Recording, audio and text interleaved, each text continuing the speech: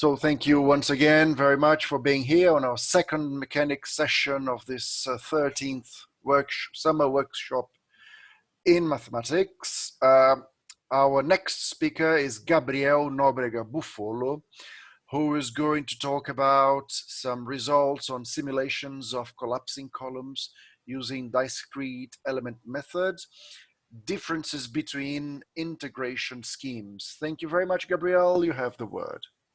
It's my pleasure, Yuri. Thank you.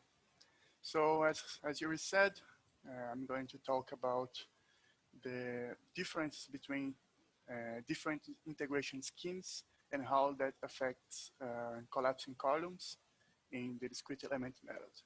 So this is the program. I'm going to go do a brief motivation. Then I'm going to describe the model that we are using. Then I'm going to introduce the numeric methods that are the main topic. I'm going to show some validation to show that our implementation of those methods are working. And then I'm going to talk a little bit about what we are going to do next. So let's talk about motivation. The first question is why grains? Why study grains? And I took here 4 photos. I didn't took these photos, actually, I selected these photos of 4 very different situations in very different scales that show why grains are important. We have here Dune du Pilat in France. It's a dune that's made of sand, of course, very, very small grains of sand that's in the middle of a forest region. We have here the Cabugi Peak at Rio Grande do Norte, Brazil. Here we have another example of granular materials. This time we have very big rocks. You can see here people for scale, right? Then we have an example of a snow avalanche, which is a completely different situation from a dune of sand.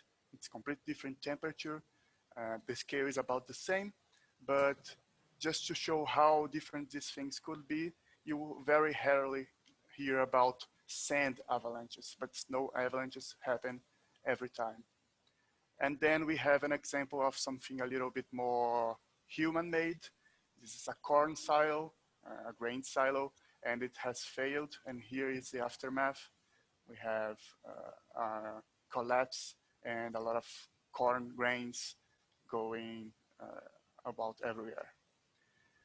Then the motivation for this work specifically, why I studied the methods involved in the simulation.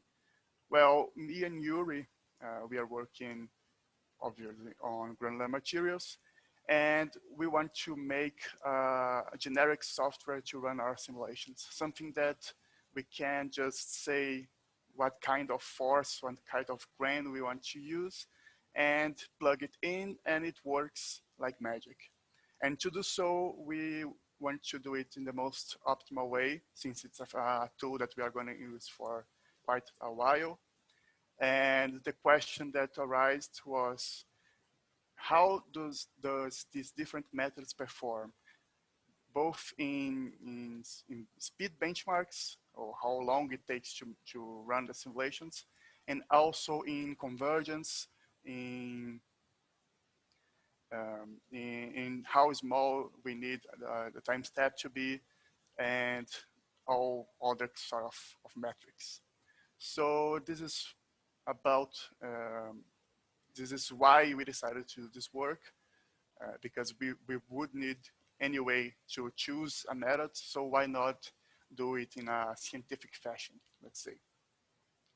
Okay, so now let me talk a little bit about the model.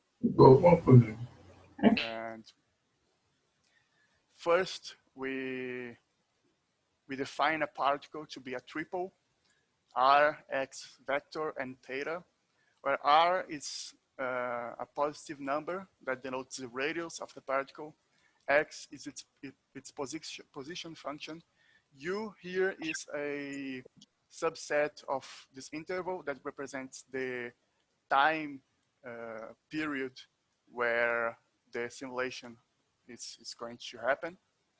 And R2 is because we are choosing to do 2D simulations because it's both simpler and faster since we don't need as many particles to run.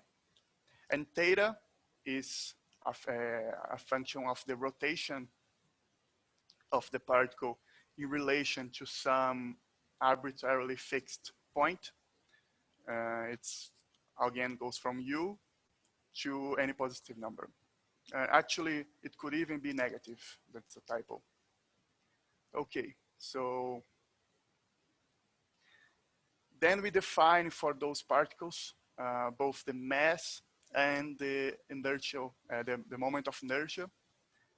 We consider them to be perfect spheres, and we fix a density that's the same for every particle. That doesn't need to be, but we chose so because it would simplify our model. And to find these values, we just use the old formulas for the sphere, for the mass and for the moment of inertia. Then to calculate the motion of those particles, we use the Newton equation of motion, both for linear motion and for angular motion. So here we have the second derivative of x with respect to time equals the resulting force over m. M is mass. And the same goes for the angular motion. The second derivative of the angle is the total torque over the moment of inertia. Those equations are analogous to each other, just for different situations. Now, how does these forces come about? First, we add a gravity force to each particle. It's a force going in the negative y-axis with a fixed value of g, which we use to be 9.81, but we could use another number. It's just the usual Earth gravity. And then we have some contact forces. So two particles, they are allowed to intersect. This happens when the distance between them is less than the sum of both their radii. And when this happens, we have a little bit of a gap, overlap, and we denote the length of this overlap, the biggest length in this case, as psi. And the normal force experienced by particles in this type of contact is given by F normal equals Kn psi plus gamma psi prime. This is the derivative of gamma with respect to time in the normal direction. So, so Kn here is the elastic constant and gamma is the damping constant. Just note that Kn is always positive and psi also is always positive, which means this is always positive. However, gamma is always positive, but psi prime could be negative. So this acts as a dissipative force. The tangential displacement of two particles are given by how much they move in the tangential direction, which is defined here, with respect to the normal. So we take the normal, that is the distance, the direction going from particle 1 towards particle 2 in unit. And we rotate it in this angle, in this fashion to get the tangential direction. And the amount of relative motion between those particles in the tangential direction gives the zeta, which is the tangential displacement. Here's the formal equation we use, but that's just what I said is just the idea. Here we have to account for both the movement of the particles, the linear movement, and also the rotation. Then we use this theta to calculate the Kundal-Strack friction, which is a tangential force that's given by this expression here. Here, Ks is an expression that's the tangential elastic coefficient, which is usually based as a fraction of Kn. And here we have just the Hooke normal force as a cap for the total tangential force. This comes from the Coulomb law, mu times Fn, and we decided which direction it's going to go based on the history of the collision using zeta. And then finally we have the torque acting in this assembly, which is given by this expression, which is kind of a vector product in 2D. And we use this distance, which is the distance from the center of the particle towards the middle of the contact, as the lever for the torque. So here's its expression. All right, so let's describe the methods. First is the explicit Euler method. Here is its description. It is the, well, let's make some remarks, okay? This is a first order method, and it's also probably the simplest numeric methods for ODEs. And this makes it a good choice for an experiment like this, because we can use it as a rule to measure the other methods against. And however, it has a very big drawback in that it adds energy into the system, because it is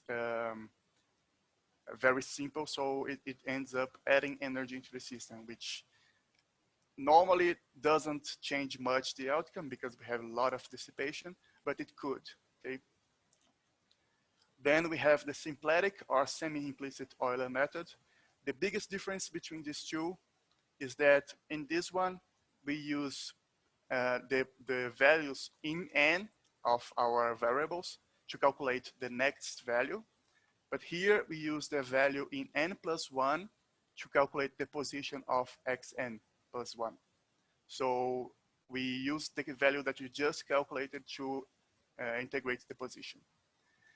It's also a first order method.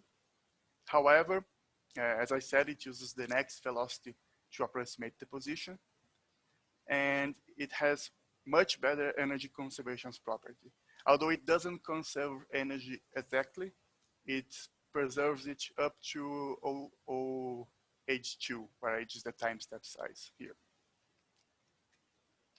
Then we have the most used method, and also the method used by George in his last presentation, which is the velocity Verlet method.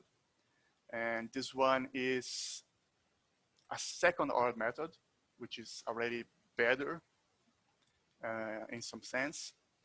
And as I said, the most popular method, and it uses two staggered grids, one at the integer values, so 0, 1, 2, and so forth, and other at the half point values, so minus 1/2, 1/2, 3/2, and so on. And by using this, we use the value of the velocity in the half step to calculate the next position. The drawback of doing this is that we need to know the velocity before the initial condition, in the half step before the initial condition, instead of just V0, which is V of 0. And this makes starting it a bit trickier. The implementation of this method, it's exactly the same of the last one, this. The code running is the same. The only change, and this is what causes the method to go from first order to second order, is the starting position. So this is very important. And lastly, we have the three-step Adams-Bashforth method. This is the most complicated we decided to use. It's a third order method. So very unusual for this kind of problem with many particles. And one of its drawbacks is that we need to store values from 3 steps before, both for the velocity and for the position. So here, to calculate the next position, we need the velocity in the current step, the last one, and the last one. And the same for the velocity. We need the force in the last position, in the current position, in the last one, and last one. So because of this, to start this method, we don't need only V0. We need V1 and V2 and V0, and also F1, F1, F0, F1, and F2. This makes initializing this method quite hard. And what we do is use the velocity valet method to provide these initial conditions. However, since velocity valet is a second order method, this diminishes a little bit the precision of the method, but it's still a third order method, so it's still better than velocity valet in this regard. So now for the validation that we did, first the order validation. I only did here the linear order because the angular order is pretty much the same graph. And to do so, also we did a validation of the motion of one particle, no collisions here. And what we did was apply a sine force in one direction and take time steps being lesser and lesser. So here we have the Euler method. We have some constant times x to almost 1, which is good because the order is linear. It's a first order method, so this is what we expected. The symplectic Euler here, we also have a x to the power of something that's almost 1. So we also have what the theory says, that we have a first order method. For the velocity Verlet, we have the x to the power of 2, and our fit and our data matches pretty well with this fit. So again, we have the validation of the theory. And also, you can see here there are some points, some blue points that are outside of the line. This happens because at some point in the precision scale, in the time step scale, we end up running into floating points problem, where our calculations, where our precision is so low. Here we have 1 to the power of -16. So our precision is so so high in the common sense, but low in the scale of values we are working with, that we end up having problems with the representation the computer uses to make this calculation. Since it's a finite representation, it has only so much properties. And this is about the threshold when we are talking about something to the -16. And lastly, we have the Adams-Bashforth method with 3 steps. And our points match the fit, which is of power 3. So again, we have a very good validation of the theory. Here we have some points that are outside of the grid, but this happens because the order of the method only really shines when the time step is a little bit small. We can't use time steps really big time steps. Otherwise, we don't get we don't really see the order of the method acting. And we also have a lot of points here where our precision is completely destroyed by the nature of floating point computations. All right, so we did also normal collision validation. We did first normal collision. We validate the duration of this collision. This model, it's very simple. So we know the analytic solution for the duration of a time step. This is its value. Here, MF is the effective mass of the 2 particles, which just it's the harmonic mean between both of them. So here are our graphs. They pretty much show that all of the methods are pretty well validated in this regard. Now here we have the normal collision as a function of the elastic coefficient, normal elastic coefficient, which just means that we are changing the value of this elastic coefficient and seeing if the duration matches the theoretical data. We also did this changing gamma, since gamma is also a factor here. So here we see again, our values mostly match pretty well. Here we have the Euler method a little bit off the curve, but that's expected since the Euler is the worst in terms of precision and energy conservation. And as a function of MF, again, we have also a pretty good validation. Then we have also the validation of the normal coefficient of restitution. The coefficient of restitution shows how well we are conserving energy in a system. So, so here is the definition of this coefficient of restitution. And for this model, the analytic solution is also known. This is it. It depends on the duration of the collision. So it depends on all the variables we explored in the last graphs. So here is our results.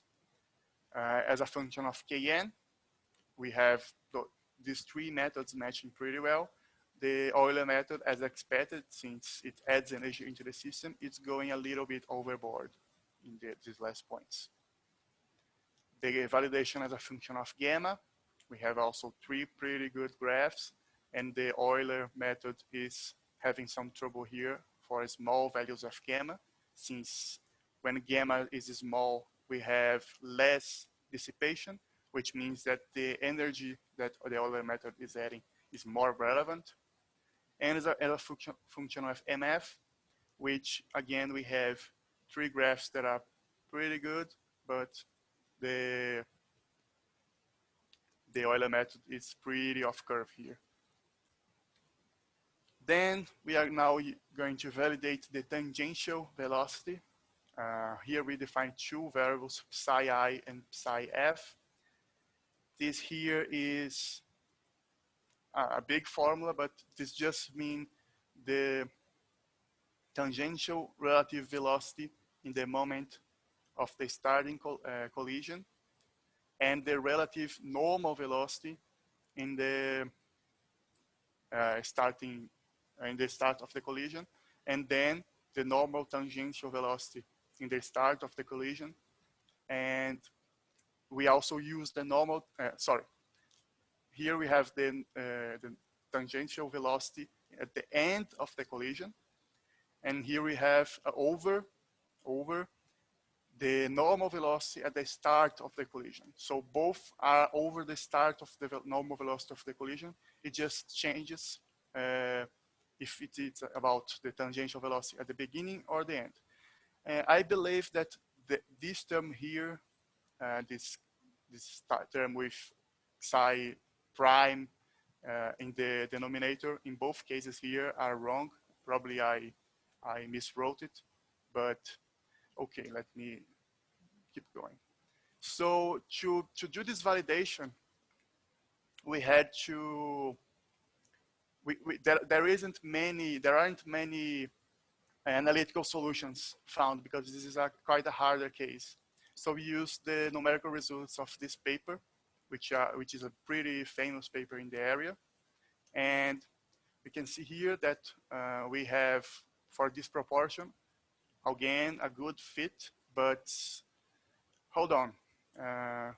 Why are those local minima so off the curve?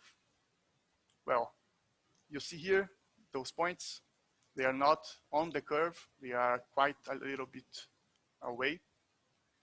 Well, this happens because when we use the Condal friction, we used here just the elastic part of the normal force.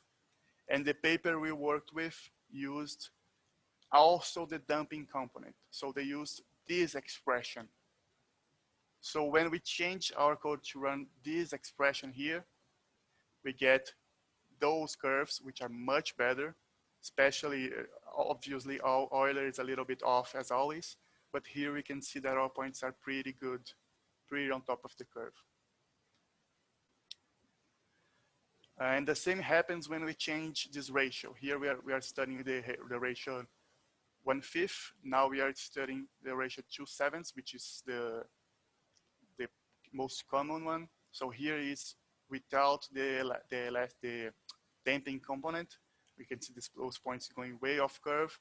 And here we can see when we put the damping, just to show you how it changes. And now for future work, I am already on my time. So we just plan, we are already studying the effect on collapsing columns. So we want to see how the global parameters of a collapsing column change when we change the method, how small of a time step we can use in each method. We also want to see how those conversions happens on a much bigger scale, and perhaps try to study a model using the Hertz force instead of the hook for the elastic force.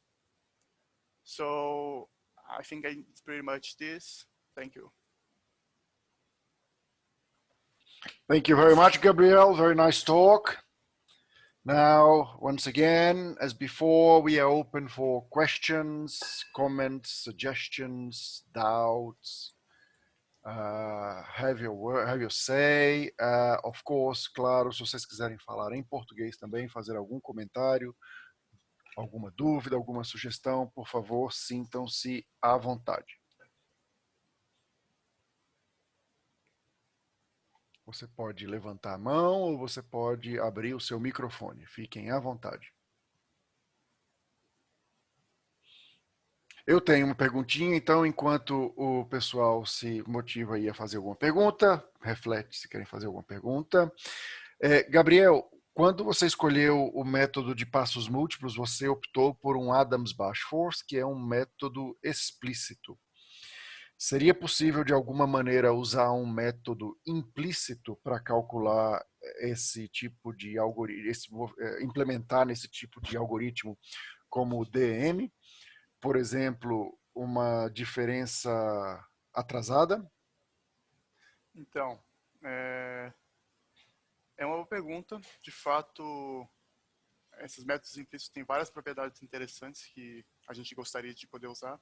Mas o problema é que DEM é uma técnica que é bastante custosa em termos de recursos computacionais, porque a gente simula cada partícula independentemente. Então, uma simulação de 3.000 partículas precisa lidar com colisões entre todas essas 3.000 partículas, e isso consome muito recurso computacional.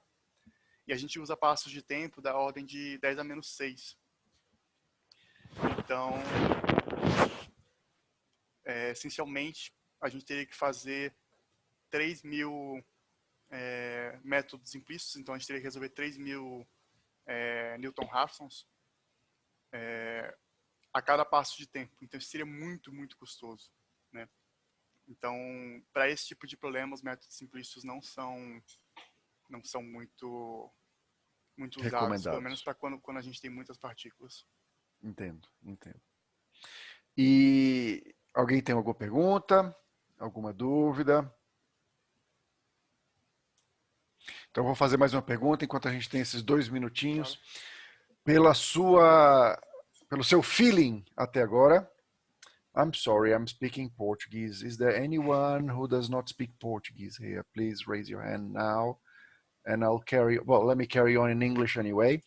So the idea of using higher order methods to integrate the motion comes from the need to reduce this very small time steps, because, as you said, it is an expensive way of simulating the flows. Do you think that the model can withstand larger time steps as we increase the order of the method? will the model be still valid for fairly large time steps? Oh, I'm not sure if I understood your question, but let me try to answer it. So here we have the graph of the method order, and we have the four methods we used here, and the biggest order one is the Adams-Bashforth. That's the yellow line here. And you can see that about the half point, here's a log scale, so it's not exactly the half point, but about to 10 to the minus 5, 10 to the minus 4, we have floating point problems. And you can see that the precision of the method actually we start to lose precision here. The error, it's getting bigger actually. And for DEM simulations, at least with real world values well, in our case, we are using, we are studying huge rock boulders. So the values are in such a way that our time step is on the order of 10 to the minus 6.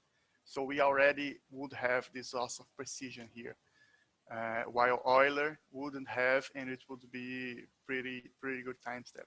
So I don't think that decreasing the time step while using a better order method would be a wise solution. I think, and this is what we are trying to figure out, to figure out in our work, is that the second order method, especially the velocity relay, will be the better one for this kind of problem. So my question was to look it the other way around. So let's look at the 10 to the minus 10 error. In order to get a 10 to the minus 10 error, you would need a 10 to the minus 7 time step in Euler. And then you would need a 10 to the minus 3 time step using Verlet. But then you would need only a 10 to the minus 2 time step with Adams-Bashforth. But is 10 to the minus 2 feasible in terms of correct description of the collision? No, the no. model collision. So that's you see, looking the other way around. Yeah, I got what you said. So it's unfortunately not because of the normal collision duration. You can see here that the duration of the collision. For instance, here we use some more accurate values, and we have everything on the order of 10 to the minus 4. So if you use a 10 to the minus 2 time step, your collision basically would happen in one step, and it would be a mess. Because we wouldn't be able to accurately track how much the particle overlap with the other one. Very good. Gabriel, thank you so much for your very pleasure. nice talk. It was a pleasure to have you here. So let me stop recording.